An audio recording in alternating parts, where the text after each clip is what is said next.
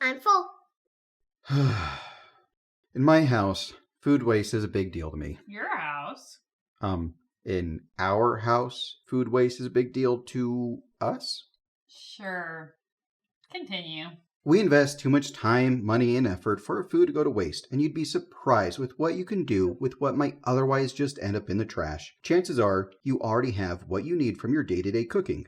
All you need now is just a little know-how, a little time, and a lot of love, and you could build the foundation for the most soul-warming soups or luxurious sauces. Stock making.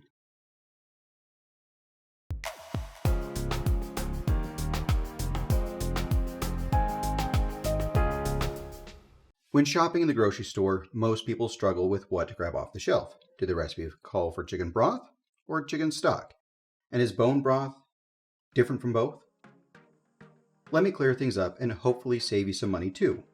Broth is the liquid left from cooking meat in water. Stock, on the other hand, is made from simmering bones with their connective tissue and some meat in water to extract their flavor and to convert that connective tissue to gelatin. Gelatin is responsible for my state's favorite dessert and for that satisfying mouthfeel from a rich chicken noodle soup. I have done a lot of digging and research to try to determine the difference between stock and bone broth. Some say it is the addition of salt, others claim it's the cooking time. In my experience, I've only discerned two differences. The most consistent difference I see is the price. Marketed as the next fad superfood, it was given a fancier sounding name than stock and slapped with a considerable markup. These are made by the same company, and though I can't confirm quantities, the ingredients are virtually identical. Yet this one here costs over 25% more than this one. The second most consistent difference I see is the addition of apple cider vinegar in the ingredients list. Seems like a silly thing to charge more for to me.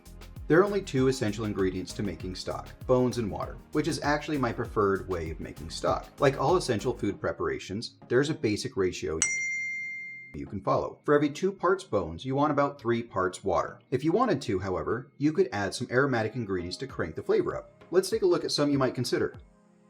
Our first stop is onions. Any color is fine, but I prefer yellow. Leeks can be used in place or alongside the onions. We also have garlic, carrots and or parsnips, celery, but be careful not to use too much as it can overpower any other flavor. 2 or 3 stalks is plenty. You could also go with mushrooms, either whole, just the stems, or better yet, dried. Then we have peppercorns, bay leaf, thyme, parsley, and rosemary. No, we'll take this one off. Cooking rosemary too long will eventually taste bitter. This can be added at the very end of cooking a dish, just before serving. Everything else you can use in any combination that suits you.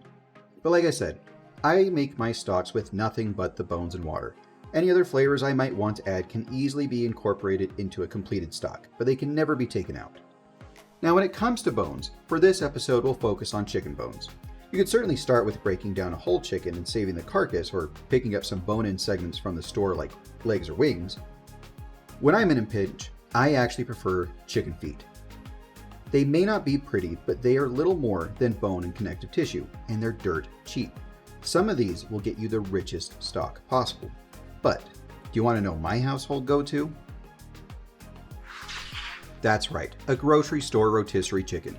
You could always roast your own, and we often do, but stock making should be convenient, and picking up a quick, well-priced dinner can save you time and money for future meals. So once my family is done tearing into this, I'll start ripping into this. Wait a second. Here's the thing. The stuff I really want to get at is inside the bones. That is where the marrow resides, which is full of flavor. Accessing it can be a challenge though, and messy. The last thing I want is to send bits of chicken all over the counter and walls for Sue to clean up later. I'm not the one who would be cleaning it. Not to mention, it could be dangerous swinging a big, heavy blade meant to cleave through bones with the strength intended to do just that. This goes double if you are trying to get into turkey bones. One sec.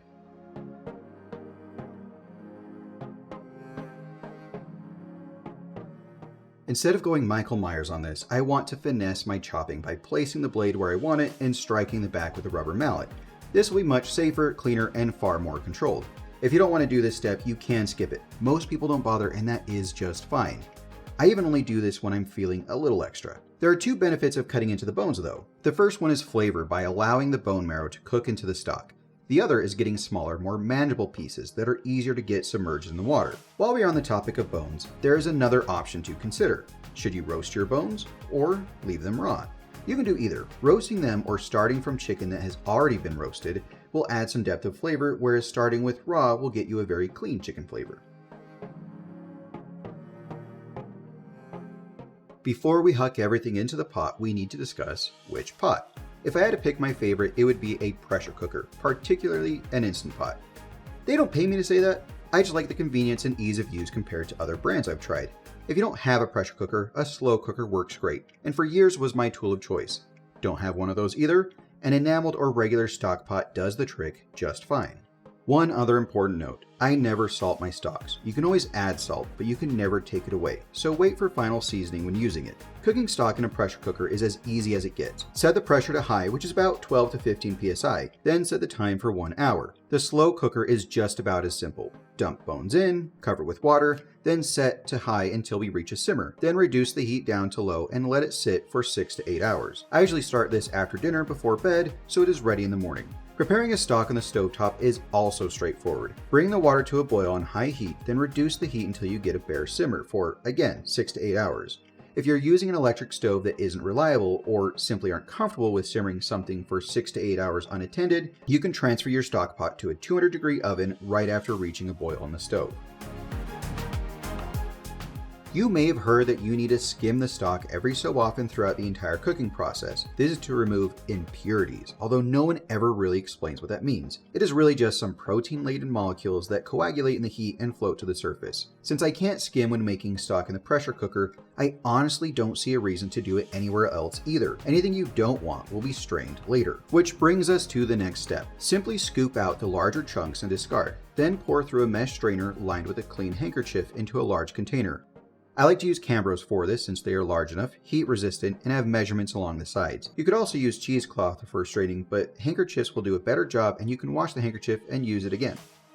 I'll link to a pack of cheap ones in the description along with some other useful tools for your stock making endeavors, along with the website to get the detailed recipes used in this video. If you plan on using your stock right away and you don't want the fat, use a fat separator, but save the fat. It is great for stir frying or mixing into mashed potatoes.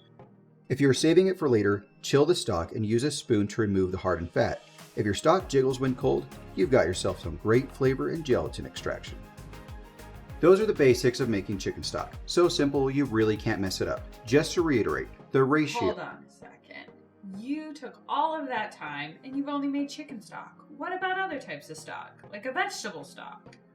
Well, I'm going to get to beef stock next week, but vegetable stock is a misnomer. Stock needs gelatin. The more accurate term would be vegetable broth. I guess we have time to make one real quick. What kind of vegetables go into a vegetable broth? You can go with the same aromatics mentioned earlier, but I usually reach for a bag from the freezer that looks like this. Throughout the week when I'm preparing meals, I tend to cut a lot of onions and garlic with the occasional celery and carrot. I even have some mushroom bits in here, as well as some parsley and thyme stems. The end bits and scraps go into a bag in the freezer, and when I have enough, into the stock pot they all go. Skins? Oh, those? Believe it or not, those onion and garlic skins have a lot of flavor, and they provide a great color to the final product. If you don't have them saved up, you could always chop up an onion real quick, but I did mention saving money, didn't I?